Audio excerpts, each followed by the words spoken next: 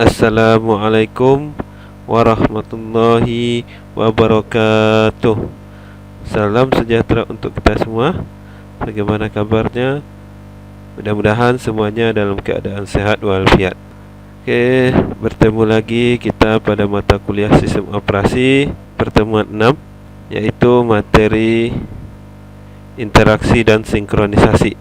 Oke, saya jalankan slide-nya dulu. Kita akan mengulas bagaimana hubungan antar proses dapat berlangsung. Misal, bagaimana beberapa proses saling berkomunikasi dan bekerja sama. Sinkronisasi, penyangga, sistem client server, RPC, serta penyebab deadlock dan starvation. Sinkronisasi diperlukan untuk menghindari terjadinya ketidakkonsistenan data akibat adanya akses data secara konkuren. Proses-proses disebut konkuren jika proses-proses itu ada dan berjalan pada waktu yang sama. Proses-proses konkuren ini bisa bersifat independen atau bisa juga saling berinteraksi. Proses-proses konkuren yang saling berinteraksi memerlukan sinkronisasi agar terkendali dan juga menghasilkan output yang benar. Oke, next, slide berikutnya. Oke, sekarang kita masuk komunikasi antar proses. Yang pertama, sistem berbagi memori. Oke, di sini sistem berbagi memori atau disebut juga sebagai shared memory system merupakan salah satu cara komunikasi antar proses dengan cara mengalokasikan suatu alamat memori untuk dipakai berkomunikasi antar proses. Alamat dan besar alokasi, ya, masing-masing memori itu mempunyai alamat, ya, dan ada alokasi besaran dari memori tersebut. Alamat dan besaran alokasi memori yang digunakan biasanya ditentukan oleh pembuat program. Pada metode ini, sistem akan mengatur mana yang akan memakai memori pada waktu tertentu sehingga pekerjaan dapat dilakukan secara efektif.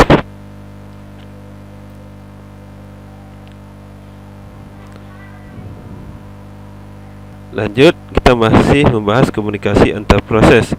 Yang kedua yaitu sistem berkirim pesan. Jadi tidak kita saja yang berkirim pesan, ya. Di dalam sistem komputer atau di dalam proses yang terjadi di komputer itu juga ada sistem berkirim pesan. Sistem berkirim pesan proses komunikasi antar bagian sistem untuk membagi variabel yang dibutuhkan. Proses ini menyediakan dua operasi, yaitu mengirim pesan dan menerima pesan. Ketika dua bagian sistem ingin berkomunikasi atau satu sama lain, yang harus dilakukan pertama kali membuat sebuah link komunikasi antara keduanya. Setelah itu, kedua bagian itu dapat saling bertukar pesan melalui link komunikasi tersebut. Sistem berkirim pesan sangat penting dalam sistem operasi karena dapat diimplementasikan dalam banyak hal seperti pembagian memori, pembagian bus, dan melaksanakan proses yang membutuhkan pengerjaan bersama antara beberapa bagian sistem operasi. Next, masih komunikasi antar proses. Terdapat dua cara dalam berkomunikasi, yaitu ada komunikasi secara langsung. Dalam komunikasi secara langsung, sistem proses yang ingin berkirim pesan harus mengetahui secara jelas dengan siapa mereka berkirim pesan. Hal ini dapat mencegah pesan salah terkirim ke proses yang lain. Karakteristiknya antara lain, yang pertama yaitu link dapat otomatis dibuat. Yang kedua, sebuah link berhubungan dengan tepat satu proses komunikasi berpasangan. Yang ketiga, di antara pasangan itu terdapat tepat satu link. Yang keempat, link tersebut biasanya merupakan link komunikasi dua arah. Itu adalah tentang komunikasi secara langsung atau komunikasi langsung.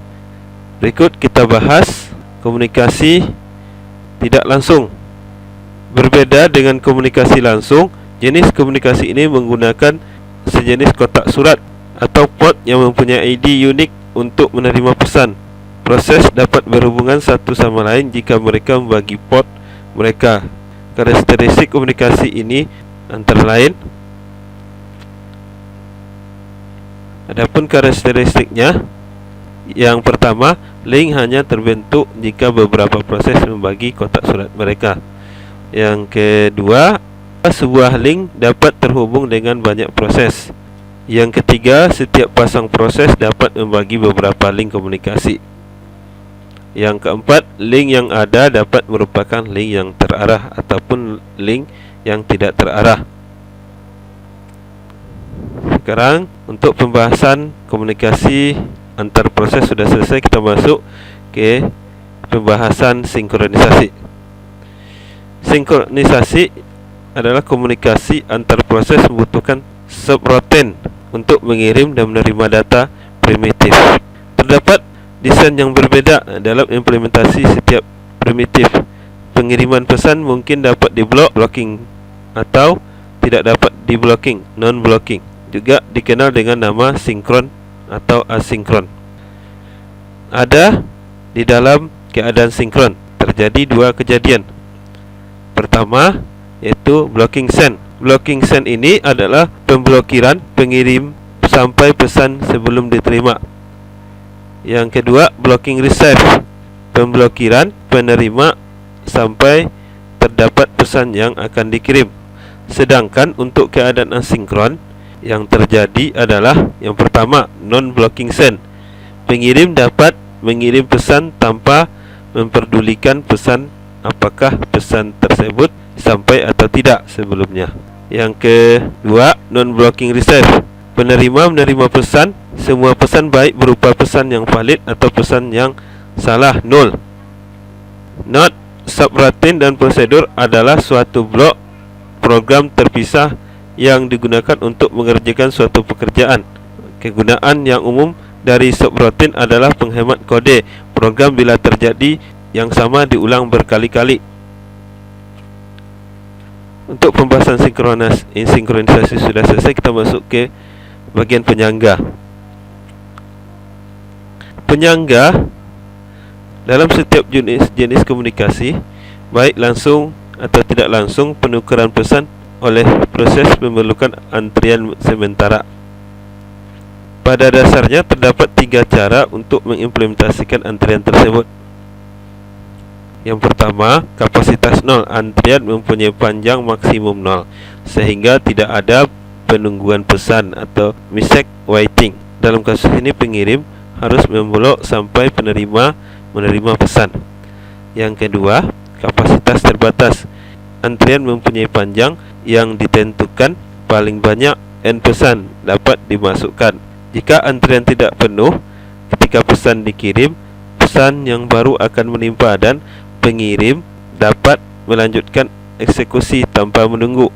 Link mempunyai kapasitas terbatas. Jika link penuh, pengirim harus memblok sampai terdapat ruang pada antrian.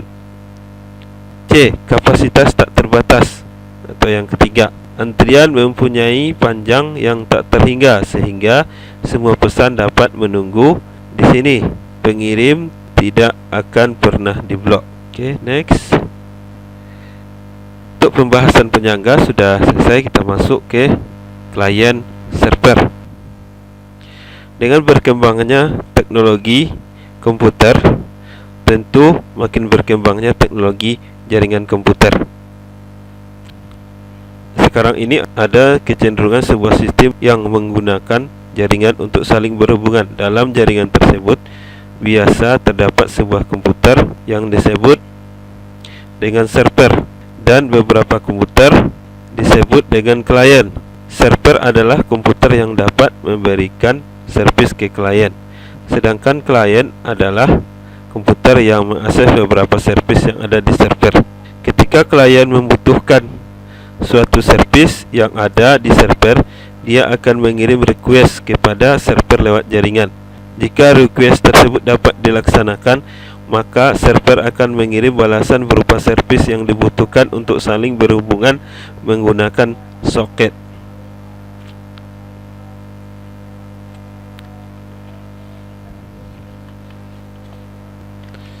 Lanjut, klien server. Karakteristik dari server yang pertama, pasif. Yang kedua, menunggu request. Yang ketiga, menerima request, memproses mereka yang mengirim balasan berupa servis. Karakteristik dari klien yang pertama adalah aktif. Yang kedua adalah mengirim request. Kalau tadi server itu menunggu request, jadi server itu akan melayani klien yang mengirim request kepada server. Yang ketiga, karakteristik dari klien adalah menunggu dan menerima balasan dari server. Jadi kalau di server itu menerima request dari permintaan klien, dan klien di sini menunggu dan menerima balasan dari server dari request yang dikirimkan ke server.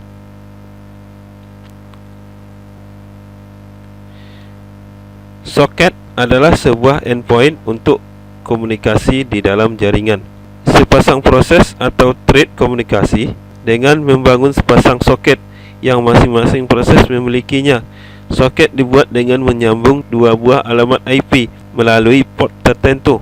Secara umum, soket digunakan dalam klien atau server sistem, di mana sebuah server akan menunggu klien pada port tertentu. Begitu ada klien yang menghubungi server, maka server akan menyetujui komunikasi dengan klien melalui soket yang dibangun. Sebagai contoh di sini, sebuah program web pada host X IP 146.86.5.4 ingin berkomunikasi dengan web server IP 152.118.25.15 yang sedang menunggu untuk port 80. Host X akan menunjukkan sebuah port. Dalam hal ini, port yang digunakan adalah port 1655, sehingga terjadi sebuah hubungan dengan sepasang soket. Soket dengan IP 146.86.5.4 dengan port 1655 dengan IP 152.118.25.15 dengan port 80. Itu adalah contoh dari alamat IP dari sebuah soket yang ingin berkomunikasi dengan port yang lainnya. Kita masuk dulu ke kuis, ya. Bagi yang perhatikan tentunya akan mudah menjawab kuis ini. Kuis berikut adalah kuis dengan membenarkan atau menyalahkan atau tidak membenarkan dari pernyataan berikut. Ini adalah bagian pertama dari kuis pada materi ini. Oke, pernyataan pertama. Sinkronisasi diperlukan untuk menghindari terjadinya ketidakkonsistenan akibat adanya akses data secara konkuren. Silakan dijawab benar atau salah. Kedua, alamat dan besar alokasi memori yang digunakan biasanya ditentukan oleh sistem operasi. Silakan jawab benar atau salah. Yang ketiga, sistem berkirim pesan menyediakan dua operasi, yaitu mengirim dan menerima pesan. Silakan jawab benar atau salah. Untuk melakukan komunikasi antara keduanya untuk saling bertukar pesan tidak memerlukan link komunikasi. Silakan jawab benar atau salah. Yang kelima, terdapat dua macam cara berkomunikasi, yaitu komunikasi langsung dan komunikasi tidak langsung. Silakan jawab benar atau salah. Oke, untuk jawabannya nanti dikirim, diupload di e-learning. Nanti saya sediakan tempat upload jawabannya. Untuk 5 soal berikutnya akan ada setelah materi ini selesai disampaikan. Silakan perhatikan dan lanjutkan video ini sampai selesai. Oke, kita akan masuk materi berikutnya, yaitu tentang RPC, Remote Procedure Call. Di sini adalah ilustrasi dari RPC atau Remote Procedure Call, di mana terlihat di sana ada client machine dan server machine. RPC adalah sebuah metode yang memungkinkan kita untuk mengakses sebuah prosedur yang berada di komputer lain. Untuk dapat melakukan ini, sebuah server harus menyediakan layanan remote procedure. Pendekatan yang dilakukan adalah sebuah server membuka soket, lalu menunggu klien yang meminta prosedur yang disediakan oleh server. Bila klien tidak tahu harus menghubungi port yang mana, klien bisa merequest kepada sebuah matchmaker pada sebuah RPC. port yang tetap. Matchmaker akan memberi port yang digunakan oleh prosedur yang diminta klien. RPC masih menggunakan cara primitif dalam pemrograman, yaitu menggunakan paradigm prosedur programming. Hal itu membuat kita sulit ketika menyediakan banyak remote prosedur. RPC menggunakan soket untuk berkomunikasi dengan proses lainnya. Pada sistem seperti SUN, RPC dapat default sudah terinstall ke dalam sistemnya. Biasanya RPC ini digunakan untuk administrasi sistem, sehingga administrator jaringan dapat mengakses sistemnya dan mengelola sistemnya dari mana saja selama sistemnya terhubung ke jaringan. Oke, kita masuk pembahasan deadlock dan starvation. Deadlock adalah suatu proses di mana dua proses atau lebih saling menunggu proses yang lainnya untuk menunggu resource yang sedang dipakai. Karena beberapa proses itu saling menunggu, maka tidak terjadi kemajuan dalam kerja proses-proses tersebut. Deadlock adalah masalah yang biasa terjadi ketika banyak proses membagi sebuah resource yang hanya boleh dirubah oleh satu proses saja dalam satu waktu. Berikut contoh proses deadlock. Kita lihat ilustrasi dari deadlock, di mana di sini ada proses yang bagian tengah ini adalah proses yang diproses oleh sistem operasi, ya, di dalam sistem komputer kita. Ini ada proses masuk, di sini ada proses masuk. Jadi di sini ada terjadi tabrakan sehingga tidak ada kemajuan untuk melakukan proses berikutnya. Sedangkan ada proses lain yang sedang antri untuk masuk ke di dalam bagian tempat proses ini. Dan di sebelah sini juga ada antrian yang ingin proses yang ingin dieksekusi juga, ya. Di sebelah sini juga terdapat antrian proses yang juga ingin dieksekusi. Jadi tidak ada kemajuan, maka disebutlah buntu, ya, atau deadlock. Kita masih bahas deadlock dan starvation. Kita masuk ke starvation, ya. Starvation adalah kondisi yang biasa terjadi setelah deadlock. Proses yang kekurangan resource karena terjadi deadlock tidak akan pernah mendapat resource yang dibutuhkan, sehingga mengalami starvation, kelaparan. Namun starvation juga bisa terjadi tanpa deadlock. Hal ini ketika terdapat kesalahan dalam sistem sehingga terjadi ketimpangan dalam pembagian resource. Satu proses selalu mendapat resource sedangkan proses yang lain tidak pernah mendapatkannya. Oke, di sini ada ilustrasi terhadap starvation, ya. Ilustrasi tentang starvation. Di sini ada proses yang masuk dan diproses di sini, dan setelah diproses terus ada proses yang dilepaskan di sini. Namun di sini terlalu banyak sumber daya, ya, maka di sini ada kekurangan sumber daya yang ingin ada proses yang ingin masuk, ya, untuk diproses juga.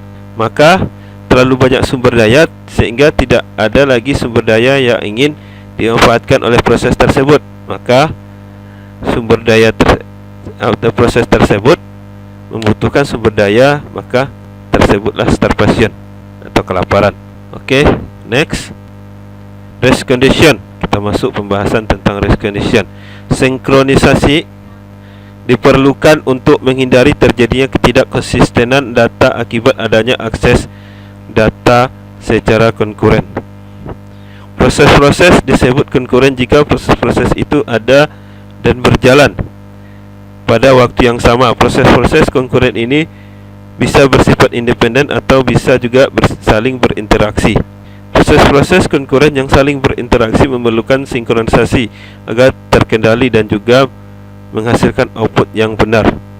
Race condition adalah suatu kondisi di mana dua atau lebih proses mengakses shared memori atau sumber daya pada saat bersamaan, dan hasil akhir dari data tersebut tergantung dari proses mana yang terakhir selesai dieksekusi, sehingga hasil akhir terkadang tidak sesuai dengan yang dikehendaki. Di sini ada contoh dari race condition, ya. Silakan dipahami, ya. Oke, di sini ada INT counter sama dengan 0, ya. Proses yang dilakukan oleh produsen, ya. Item next produced while, ya. 1. Ketika 1 masuk 1, while counter sama dengan buffer size do nothing, tidak melakukan apa-apa. Buffer in sama dengan procedure rate, in sama dengan in ditambah 1 persen buffer size. In tersebut ada nilainya ya, dari in itu in ditambah 1 persen, hasilnya presentasi itu di buffer size nanti. Terus dihitung counter plus ya, kurung kerawal proses yang dilakukan oleh konsumen, item next konsumen, while counter sama dengan 0, do nothing next konsumen, buffer out. Jadi untuk konsumen berikutnya buffernya dikeluarkan dan hasilnya out ya, out ditambah 1, presentasinya di buffer size, counter min, jadi hasilnya berkurang dan berakhir ya. Itu adalah contoh dari race condition. Selanjutnya masih membahas tentang race condition. Pada program di atas terlihat bahwa terdapat variabel counter yang diinisialisasi dengan nilai 0 dan ditambah 1 setiap kali terjadi produksi, serta dikurangi 1 setiap kali terjadi konsumsi.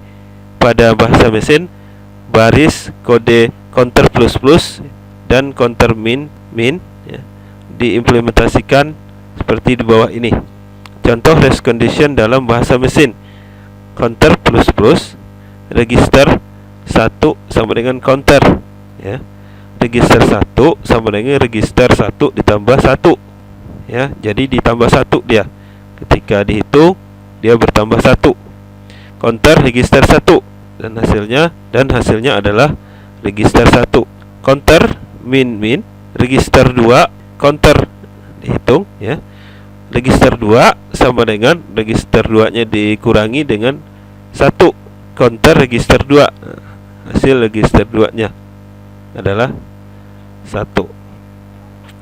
Jika perintah counter plus dan counter min berusaha mengakses nilai counter secara konkuren, maka nilai akses dari counter bisa salah. Hal ini tidak berarti nilainya pasti salah, tapi ada kemungkinan untuk terjadinya kesalahan. Next, race condition. Masih membahas tentang race condition. Contoh urutan eksekusi baris kode tersebut yang mengakibatkan kesalahan pada nilai akhir counter. Contoh program yang memperlihatkan race condition. Misalkan nilai awal counter adalah 2. 1. Produsen register 1 sama dengan counter register 1 sama dengan 2. Produsen register 1 sama dengan register 1 ditambah 1, atau register 1 sama dengan 3. Konsumen register 2 sama dengan counter register 2 sama dengan 2. Konsumen register 2 dan register 2 kurang 1, register 2 sama dengan 1.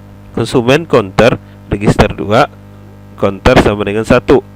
Produser counter register 1 sama dengan counter 3.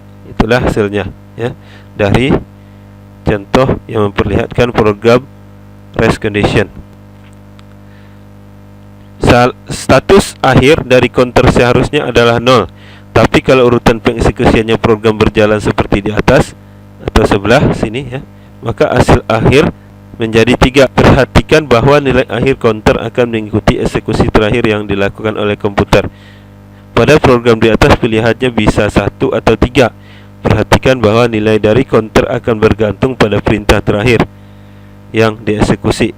Oleh karena itu, maka kita membutuhkan sinkronisasi yang merupakan suatu upaya yang dilakukan agar proses-proses yang saling bekerjasama dieksekusi secara beraturan demi mencegah timbulnya suatu keadaan race condition. Kita masuk, masih membahas race condition. Ini terlihat adalah skema dari ilustrasi program produsen dan konsumen yang di atas tadi ya, dari contoh program yang melihat race condition di atas. Kunci untuk mencegah masalah ini dan di situasi yang lain yang melibatkan memori bersama, berkas bersama, dan sumber daya lain yang digunakan secara bersama-sama adalah menemukan beberapa jalan untuk mencegah lebih dari satu proses melakukan proses dan baca kepada data yang sama pada saat yang sama. Dengan kata lain, kita membutuhkan mutual exclusion, sebuah jalan yang menjamin jika sebuah proses sedang menunggu variabel atau berkas yang digunakan bersama-sama, proses lain akan dikeluarkan dari berkas yang sama. Cara untuk menghindari race condition adalah kita harus dapat menjamin bahwa jika suatu proses sedang menjalankan critical section, maka proses tidak boleh masuk ke dalam critical section tersebut. Critical section dijelaskan di bawah ini atau sebagai berikut atau di slide berikut. Critical section. Critical section adalah segmen kode yang mengakses data yang digunakan proses secara bersama-sama yang dapat membawa proses itu ke bahaya race condition. Biasanya sebuah proses sibuk melakukan perhitungan internal dan hal-hal lain tanpa ada bahaya yang menuju di race condition pada sebagian besar waktu.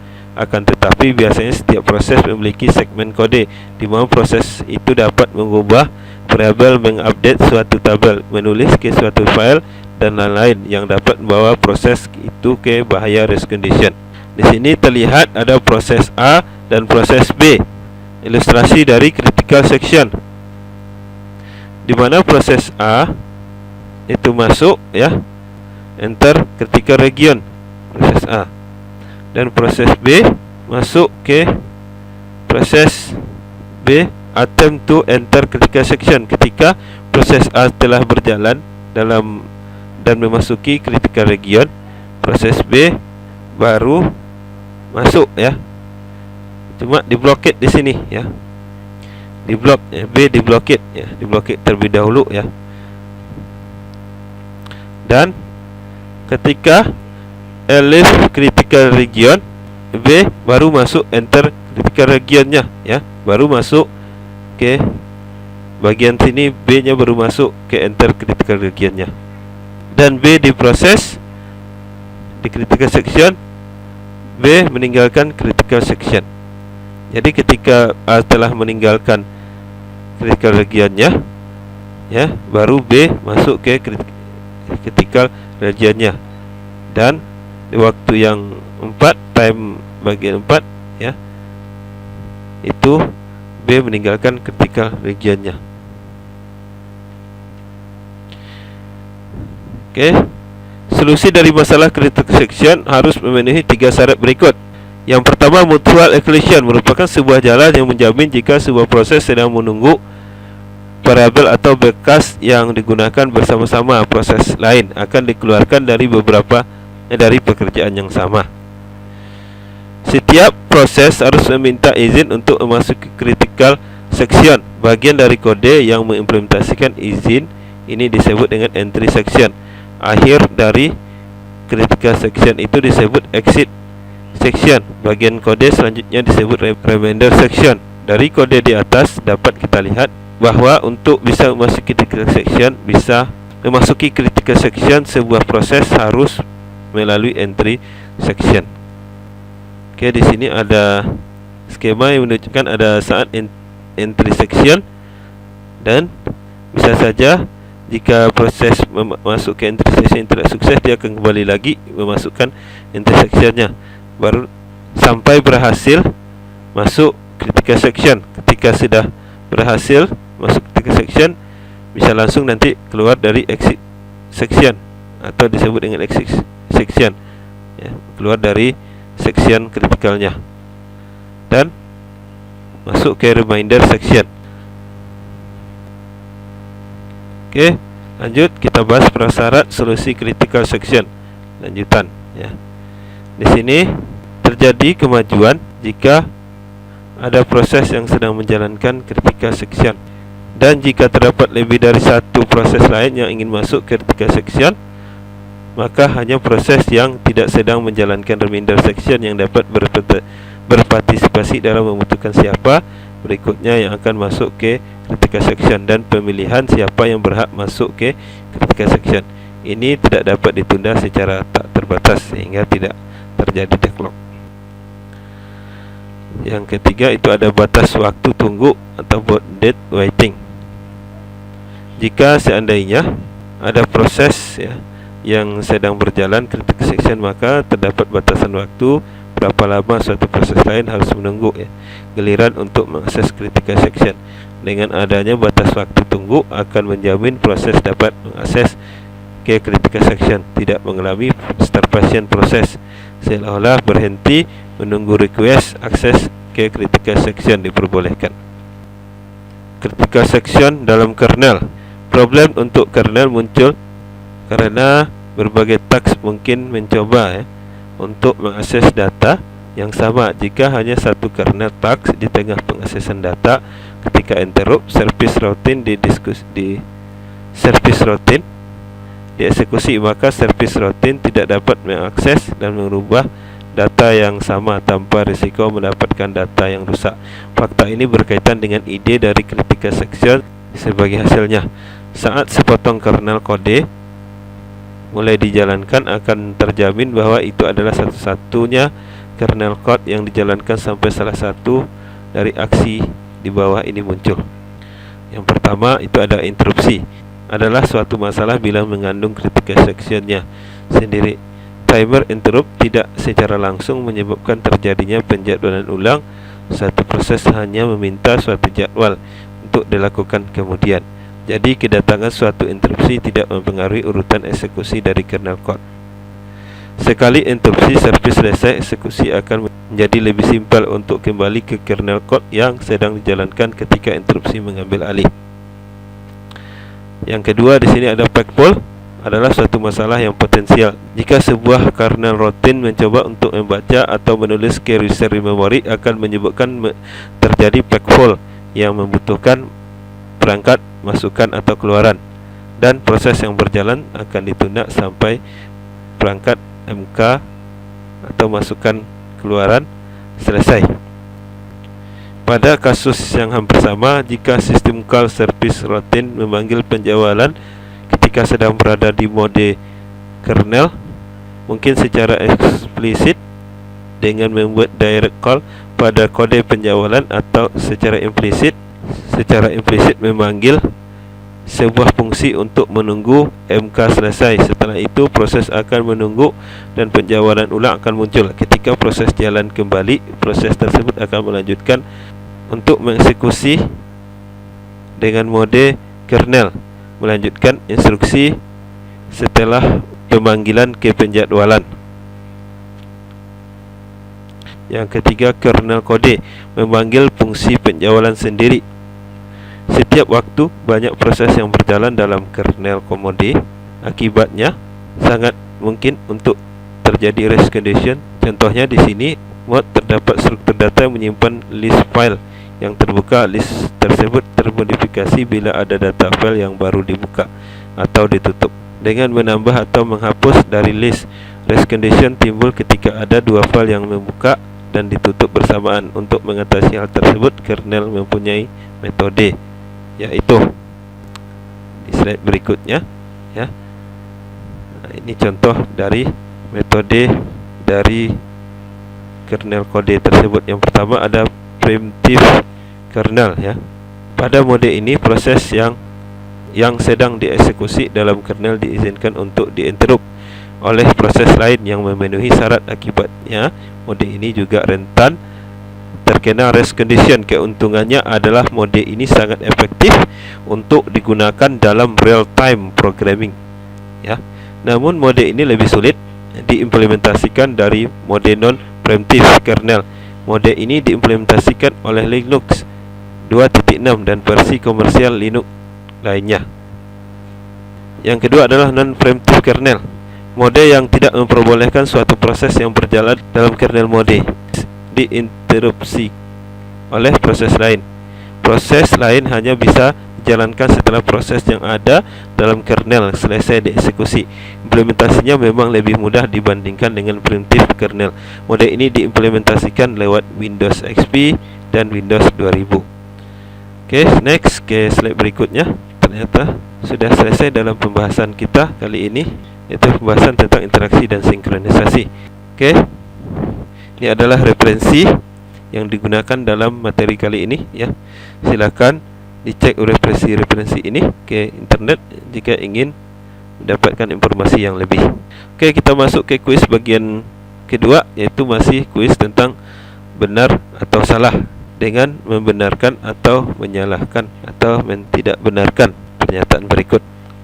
Nomor 6 dan nomor 5 tadi itu sudah di bagian pertama ya. Kita lanjut ke nomor 6, yaitu server adalah komputer yang dapat memberikan servis ke klien. Benar atau salah? Silakan jawab. 7 ya. Berikut ini adalah karakteristik dari klien. Yang pertama, pasif. Yang kedua, menunggu request. Yang ketiga, menerima request, memproses mereka dan mengirimkan balasan berupa servis. Silakan jawab benar atau salah. 8. Yang berikut ini adalah contoh ilustrasi dari Star Passion. Silakan jawab benar atau salah. Lanjut. 9. Deadlock adalah suatu kondisi di mana dua proses atau lebih saling menunggu proses yang lain untuk melepaskan resource yang sedang dipakai. Silakan dijawab benar atau salah. Yang 10. Solusi dari masalah critical section harus memenuhi syarat berikut: mutual exclusion, terjadi kemajuan progres, dan ada batas waktu tunggu atau bounded waiting. Silakan jawab benar atau salah. Untuk jawabannya silakan diupload di e-learning. Pertanyaan kuis yang pertama dan kedua ini dengan menjawab di Microsoft Word. Silakan ketikkan di Microsoft Word jawabannya. Umpamanya nomor 1 salah, nomor 2 benar gitu. Dan sampai nomor 10. Dan silakan simpan file jawaban tersebut dengan format PDF dan upload di Spada. Simpan file tugasnya dengan nama masing-masing dan NIM. Dan di terakhirnya tambahkan kuis materi 6. Oke. Jika ada pertanyaan silakan ajukan di komen di bawah ini. Sekian dari saya. Terima kasih atas perhatiannya. Sampai jumpa minggu depan. Assalamualaikum warahmatullahi wabarakatuh.